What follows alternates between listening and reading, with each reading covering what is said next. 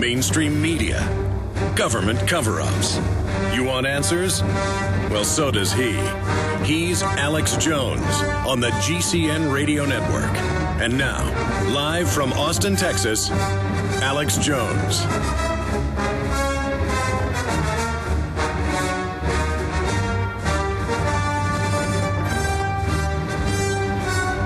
Welcome, my friends. Welcome, and thank you so much for joining us. It is Tuesday, the 29th day of March, 2011. We're going to be live here for at least the next 3 hours. Coming up in the next segment, we're going to have Nigel Farage, a member of the European Union Parliament, joining us, who has excoriated the head of the EU, Herman van Rompuy, for just back in December, just 3.5 months ago, hanging out with Muammar Gaddafi and the fact that the West has armed Gaddafi.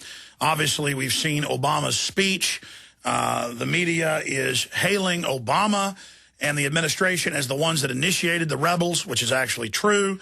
The rebels are al-Qaeda, led, just like they used al-Qaeda against the Serbs, just like they used al-Qaeda against the Russians, just like they used al-Qaeda against the American people so they could destroy the republic and try to take all of our liberties, stealing them away as fast as they can and converting our once free republic to this panopticon police state. So that is all coming up after the break.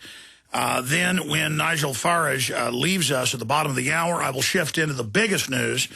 And I am, of course, proud of the fact that we had this out in the Western media first yesterday at prisonplanet.com. Meltdown, plutonium found in soil and the water as well at Fukushima as cover-up continues. Steve Watson, that was out at noon yesterday. Deadly radioactive water leaking into soil and the ocean.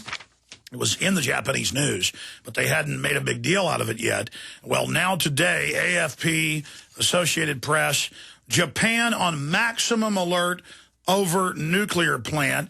Japan said today it is on maximum alert over a crippled nuclear plant where highly radioactive water, 100,000 times safe levels, has halted repair work. It's so deadly that if you spend 5 hours in there, you get 5,000 millisieverts, which the Washington Post reported will kill very quickly roughly half the people that come in contact with it. It's so radioactive that if you get around it for 5 hours, you got a 50-50 chance of it killing you in just a few days or weeks. And obviously those that survive are going to have big problems. So they've had to halt repair work there. You've got 5 of the 6 reactors that have either exploded or been on fire or are still smoking. And this is pretty much out of the news now. You see some reportage on it, but it's like, oh, that's in Japan. What are we worried about? And we have these reactors built by the same people, General Electric, 23 of the exact same MOX Mark I reactors alone. The earthquake and tsunami that ravaged Japan's northeast coast left around 28,000 dead or missing. Also knocked out reactor cooling systems at the Fukushima plant, which has leaked radiation into the air and sea. The Prime Minister conceded the situation at the coastal atomic power station remained unpredictable and pledged his government would tackle the problem while in a state of maximum alert. Maximum alert. So they're in maximum crisis right now. And a stopgap measure to contain the crisis at the plant, which they haven't contained. Crews have poured thousands of tons of water onto the reactors where fuel rods are thought to have partially melted. That happened 2 weeks ago. And topped up pools of spent fuel rods. But the runoff of the operation is accumulated in the basements of the turbine rooms connected to 3 reactors and filled up tunnels, making it too risky for workers to go near the repair cooling systems needed to stabilize the plant. You saw all those giant explosions. We told you a week and a half ago when they were trying to get power back in there. You saw those huge mushroom clouds and explosions. Fox News is still rolling footage of the plant before it ever had a problem, like, oh, look, it's happy, birds are tweeting and singing. The place is a complete disaster zone with hundreds of thousands of spent fuel rods thrown all over the place. Radioactive plutonium-laced water and uranium-laced water, a bunch of other isotopes running into the ocean and the aquifer under it. It's just absolute bedlam. We'll go to Libya when we come back. This is Alex Jones with 5 good reasons you should consider buying a solar power generator. Number 1, new climate legislation could easily double or triple your electric bill. Number 2, our new energy czar wants to control how much power your electric company allows you to have. It's true. Total government control of electricity in the name of smart grid technology is coming. Number 3, in some areas of the country, the power grid is dangerously overloaded. And now, new socialist legislation is only compounding the problem. Number 4, dangerous weather is always a threat to local grids. Every year, thousands of families lose their power from weather-related outages. Number 5, a solar power generator provides powerful backup insurance and peace of mind. Folks, I really believe in the solar power generators offered by Solutions from Science, one of my oldest sponsors. You can get more information at www.mysolarbackup.com. That's mysolarbackup.com. Remember, the government doesn't own the sun, so go to mysolarbackup.com or call 1-877-327-0365. Hello, friends. This is Alex Jones. You've heard me talk about Cal-Ben 5-star soaps for years. This is an American-made product of the highest quality and compares to nothing you will find in stores. You can buy factory direct, shipped via UPS right to your door. Check them out on the web at 5starsoap.com or call 800-340-7091.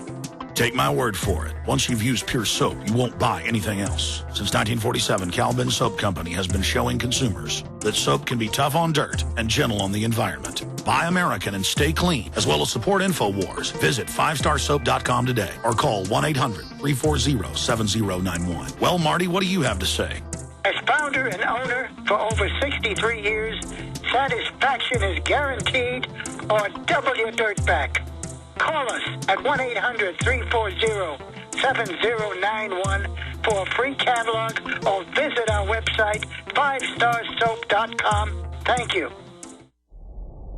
Hundreds of nations have fallen to tyranny in the last century alone. This is our last chance to not relive history. As we're finishing off this agenda, they'll be pulling the rug from underneath Americans at home. They have tremendous influence on our president and Congress, and they really are calling the shots. I think it's incumbent upon all of us as American citizens to pay attention. Fall of the Republic identifies the enemies of our nation, the criminal offshore cartel, hell-bent on destroying sovereignty, and on its ashes constructing world government. Tim Geithner, Bernanke, they're arsonists. They're asking for more matches. And the Congress is saying, who do we make the check out to? Today, seems like nobody does care. And right now in Washington, D.C., we have seen a fall of the Republic.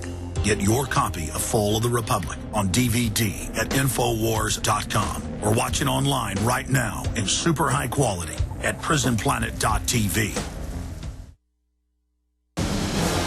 From his Central Texas Command Center, deep behind enemy lines, the information war continues. It's Alex Jones and the GCN Radio Network. Japan has now announced via their prime minister maximum alert uranium, plutonium getting in to the groundwater supply, 100,000 times safe levels, 1,000 millisieverts an hour, 5 hours of that, the Washington Post radiologist expert reported, will roughly kill half the people within just a few weeks that come in contact with it. Just amazing information that's coming up at the end of our interview with Nigel Farage, a British politician, former leader of the UK Independence Party, current member of the European Union Parliament from southeast England. UKIP.org is the UK Independence Party website. It's kind of like the Ron Paul version of the anti-New World Order crowd over in England. Great folks. And Nigel Farage, I noticed last week, excoriated Herman van Rompuy. We're going to play a clip of that coming up. The head of the EU, for back in December, holding hands and hugging on Muammar Gaddafi. And we've seen countless other European and American politicians over there saying he was our gallant little ally the last 6 years after former British Prime Minister at the time, Tony Blair, made deals with him. It's now in the London Telegraph, Associated Press, New York Times that, yes, the main contingent attacking Gaddafi from the east is al-Qaeda. But it's the good al-Qaeda, we're told. And if you're not for al-Qaeda now, you're anti-freedom. So just absolutely amazing. And to break this down from the European Union perspective on the heels of Barack Obama's speech, the Washington Post hailing Obama for basically quietly initiating the rebels and giving them the green light. British SAS on the ground, we now learn, for over a month. It is confirmed 2,200 Marines preparing to ground invade, but it's not a war, it's kinetic military action, and if it's a ground invasion, it's part of a humanitarian assistance. So this is not a war, Nigel Farage, is it? I'm afraid it could well be a war. You know, we've started something here. We've no idea where it's going to end. I mean, this idea that Gaddafi's a bad man. Look, Gaddafi's been a bad man for 42 years. But as you quite rightly say, 6 years ago, Mr. Blair went and hugged him, and Mr. Berlusconi's been to meet him as well, and our British Commissioner in Europe, Peter Mandelson, went pheasant shooting with his son. I mean, we welcomed this guy in to the fold. We treated him as a friend and an ally, and as recently as December, the President of the European Union was there, you know, holding hands and being all matey with him.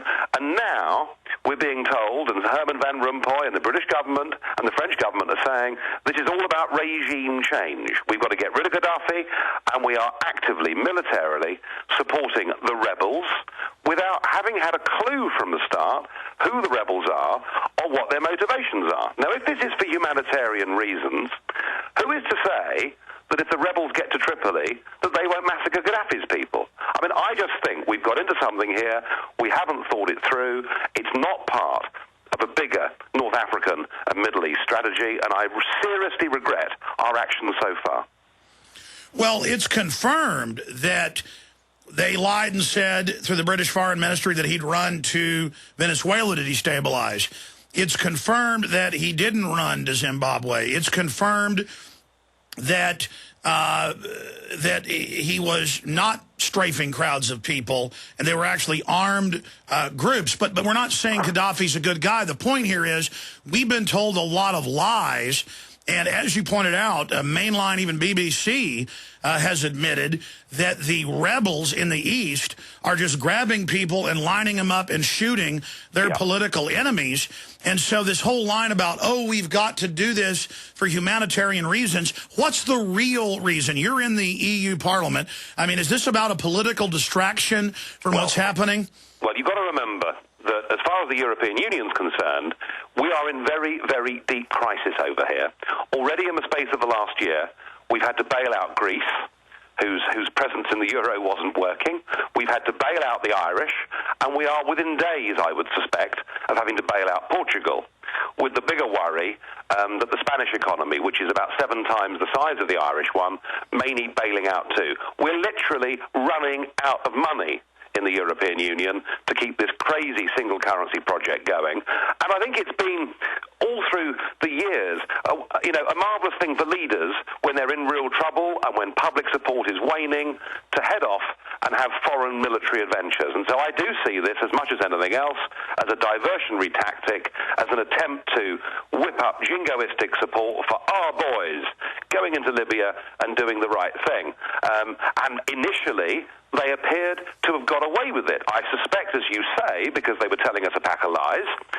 But now, I mean, so much so, when the British Parliament, when the House of Commons had a vote on this, only 13 MPs out of 650 voted against military action. Such was that sort of lemming-like support amongst our politicians for this enterprise.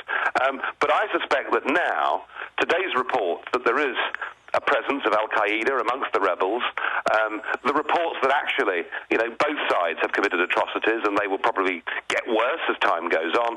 I think that politicians that have launched us into this, thinking it'll increase their popularity, if we're going to send in ground troops as well, who's to say we're not getting ourselves into yet another Afghanistan? And I think politically this decision will backfire very badly on them. Well, I agree with you, but now we have Senator Lieberman and others saying this sets a precedent that any time people rebel in a country, whether it's a good country, bad, whatever, that now the UN will pass a resolution, and in less than 48 hours, the U.S. military was firing cruise missiles, NATO members were dropping bombs, England and France and others. I mean, this is incredible that our Congress I mean, at least in England, you guys, had a vote on it. Our Congress, I know the UK Independence Party is always talking about how 70+% of the laws that govern England now, you don't even get to vote on in the British Parliament. No. Well, here,